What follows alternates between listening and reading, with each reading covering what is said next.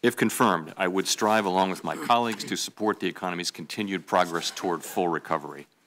Our aim is to sustain a strong jobs market with inflation moving gradually up toward our target.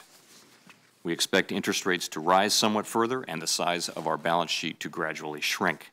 However, while we endeavor to make the path of policy as predictable as possible, the future cannot be known with certainty. So we must retain the flexibility to adjust our policies in response to economic developments.